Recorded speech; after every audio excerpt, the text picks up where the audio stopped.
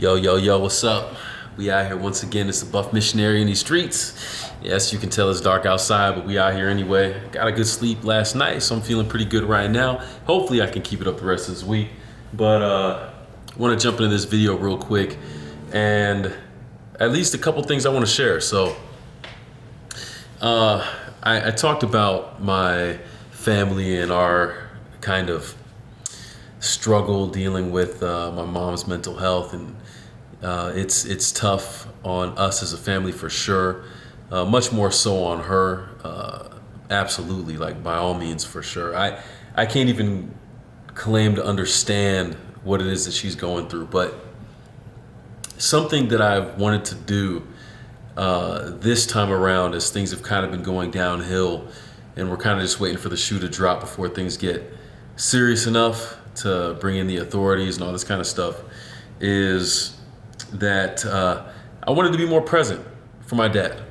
He's there with my mom at home, and it's kind of weird thinking about the fact that I was just there a little over a month ago and everything was cool. My brother, my sister, my nieces, and my brother's wife. Like it's weird thinking back, and do I have the videos? Shoot, man, I gotta find my video card. Nah, see that now I'm upset. There were some video clips and stuff that I missed when I lost that card, but losing those, man, I really need to find that. Oh yeah, that hurts. That hurts.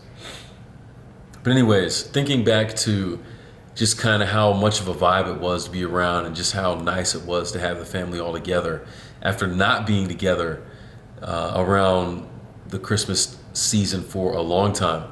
Man, it's like that wasn't that long ago, and here we are. But anyways, kind of getting a little sidetracked here. It's hard not to, but the whole point was that I wanted to be more present for my dad, because it's just him and my mom there, and he is the one who has to kind of sit in it, deal with it, put up with it, try to manage that. And it's not easy. So I was calling him up last night on my way back home from gymnastics practice, and I could hear my mom yelling at him and at us in the background, and it's such, the mind is it's an amazing thing. It's an interesting thing.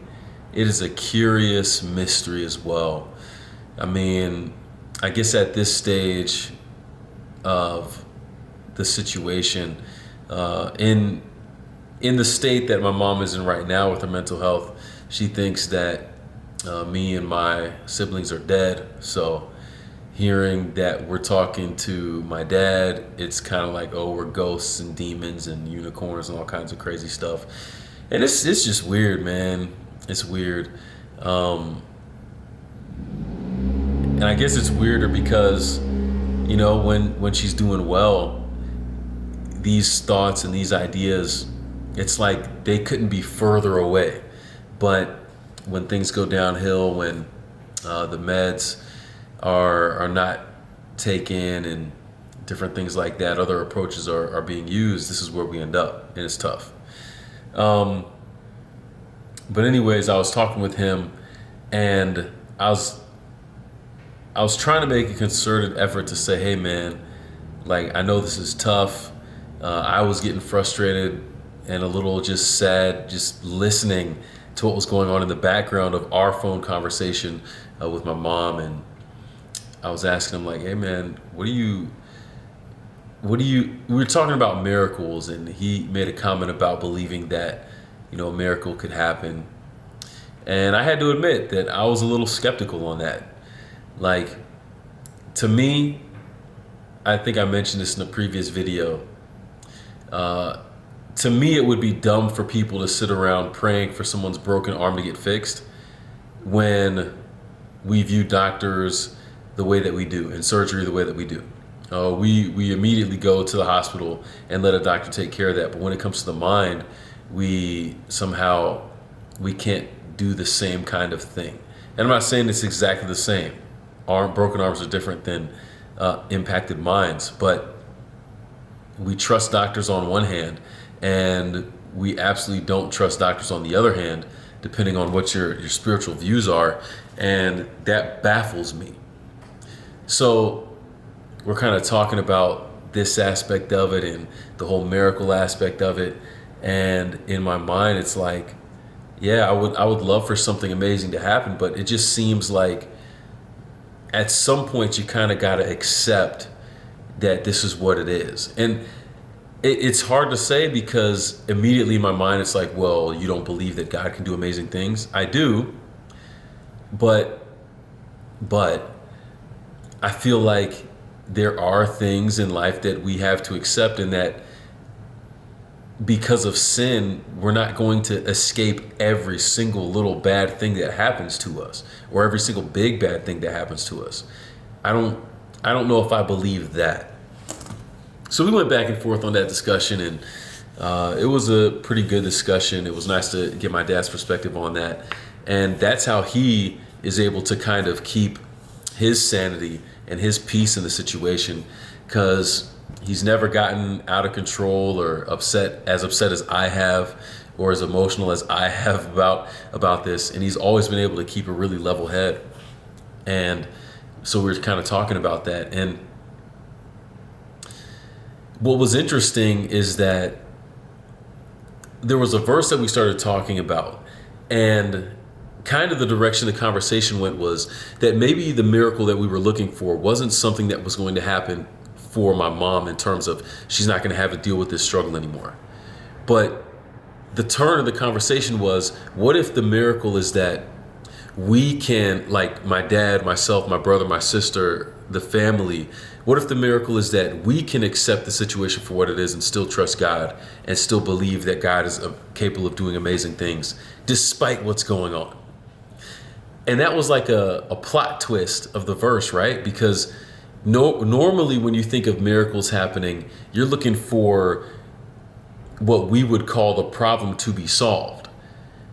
And yet we don't look at the things around what we deem as the problem. And could there be a benefit to our faith increasing and our trust in God increasing, even though we're going through this right now? Absolutely, I would have to admit that. But it's not the first thought when it comes to what's the miracle going to be in this situation. More often than not, you'd associate it to that thing, not the rest of us. And so we started kind of going down that path and talking about this verse. My dad mentioned, I have it pulled up here on the screen. It's actually from 2 Corinthians 12, verse 9, and my dad was saying, my grace is sufficient for you, for my strength is made perfect in weakness. And that's the only part that we talked about within the verse here. But it was, it was a weird thing to kind of embrace, because it's like, man, we want to try to be strong and we want to try to be firm and support and all this kind of stuff. But we acknowledge very quickly that this is a point of weakness and struggle for us. And a lot of times when we feel that weakness, it's harder for us to believe or to think, how can this be a moment where we're experiencing the best of God's grace and that we're actually being made perfect, like God's strength is actually being revealed.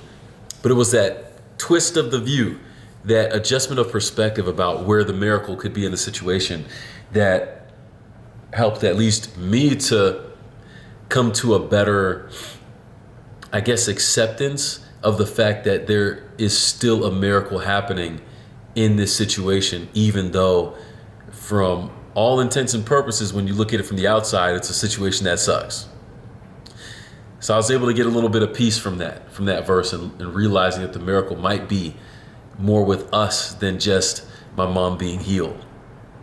Now, fast forward to a couple hours ago, which would have been about 24 hours later. I'm back in gymnastics practice at 7:30 today.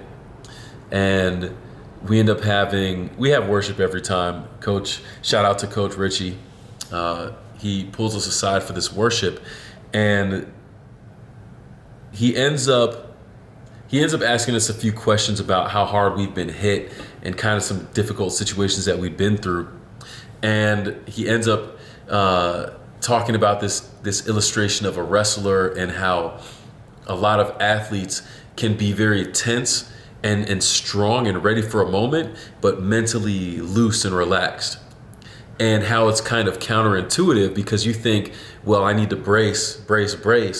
And a lot of times, if you're boxing or something like that, bracing instead of being loose and absorbing a hit can actually result in more damage to you than being loose and taking it. You wouldn't think so, but it can be that way, right? And then the verse that he decides to wrap up his worship thought on is the same verse that me and my dad were talking about last night, 2 Corinthians 12. And he covered from verse 7 through 10, and I'll read that real quick. And lest I should be exalted above measure by the abundance of the revelations, a thorn in the flesh was given to me, a messenger of Satan to buffet me, lest I should be exalted above measure. Concerning this thing, I pleaded with the Lord 3 times that it might depart from me. I can't tell you how many times I've pleaded with God that my mom wouldn't have to deal with this situation and that our family wouldn't have to deal with this situation anymore. Verse 9, and he said to me, my grace is sufficient for you, for my strength is made perfect in weakness. And it's kind of crazy to think that Paul is the greatest missionary. He had something that was really annoying him, really bugging him. And yet God's response to him is, no, I'm not going to heal you, essentially. He says, I want you to learn something about this difficult experience that you're going through. And it's that even though you feel weak, my grace is sufficient for you. It's enough for you. And my strength is made perfect in weakness. When we are in positions where we rely on God, where we are forced, for lack of a better word, where we are encouraged to lean on God and his strength, that's when we get to see him more. And by principle, it makes sense. The more confident that we are in ourselves and our ability, our lives, our situation, the less we're going to be looking for something outside to influence what we have going on inside, right? How much more so when it comes to God? If everything in our life is going well, we don't see the need for the Savior because it's all going well. This is the irony of the fact that religion tends to be more popular among poorer people because they're already seeing one need, and the fact that they have this one need opens them up to this other need. Whereas even though the gospel is for everyone and wealthy and well-to-do people as well, because they're in a position where they don't have as much need, they don't see as much need for that. So it's not that religion is only good for poor people, it's good for everyone. It's the fact that when it comes to how people view their needs, some people see it differently, even though we all have need, right? Go check the videos on Galatians if you want to figure that out or see how that works with the law and the changeless promise of Christ.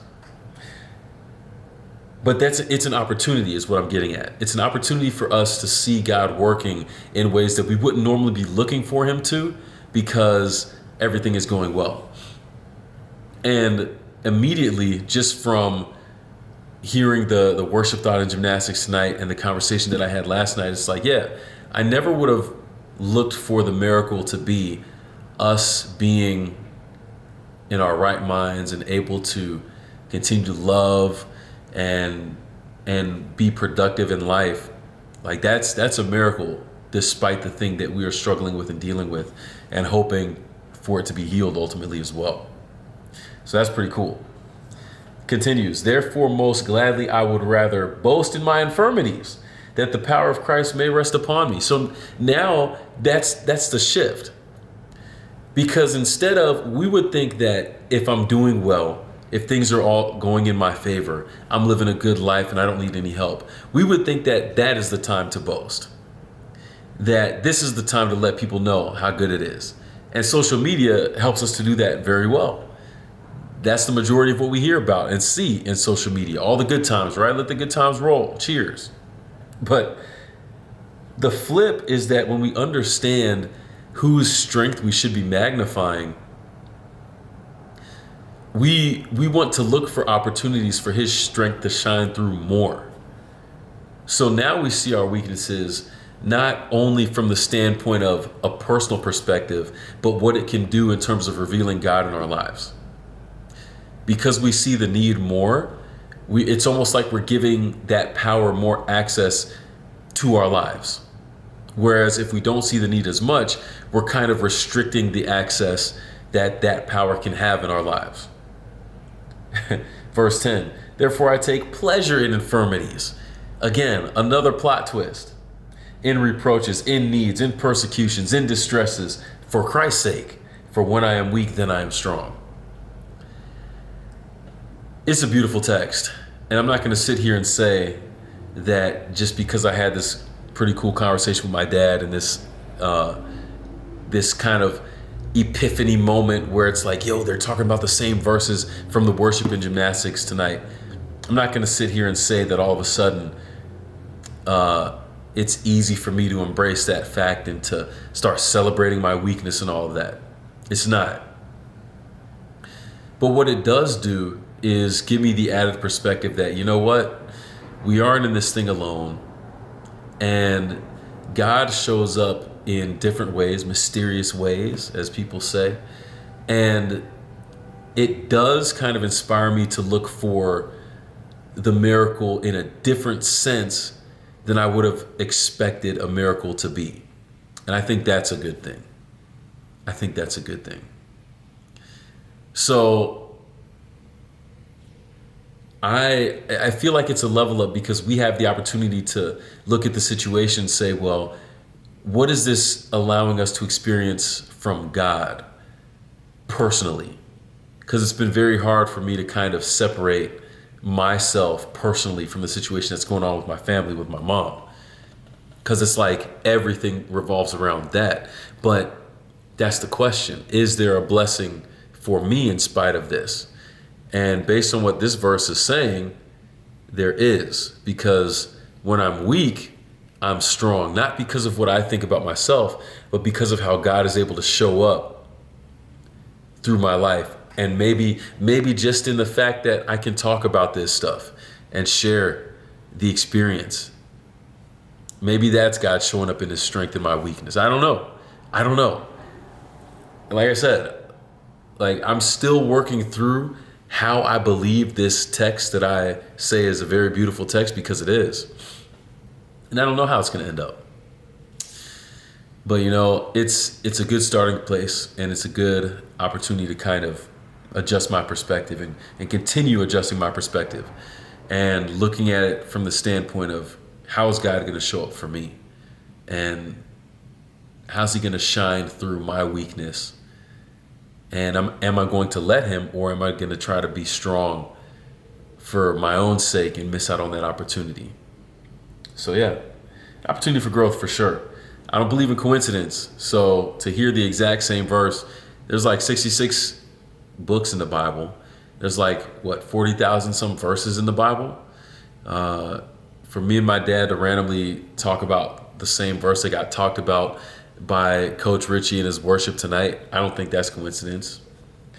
But if anything, maybe the miracle of all of that is just to be here right now and to reflect on what that means to me, and just the additional attention that's been brought to my mind regarding this verse and how it fits in the context of what my family is dealing with right now, what I'm dealing with right now. So it's pretty cool. I appreciate that. So I got to give God a shout out too at the end of the day. But yeah, man, amazing concept. When I'm weak, then I am strong. Yeah, I got to work with that one. I got to keep working with that. But hey, let me know what you think down below.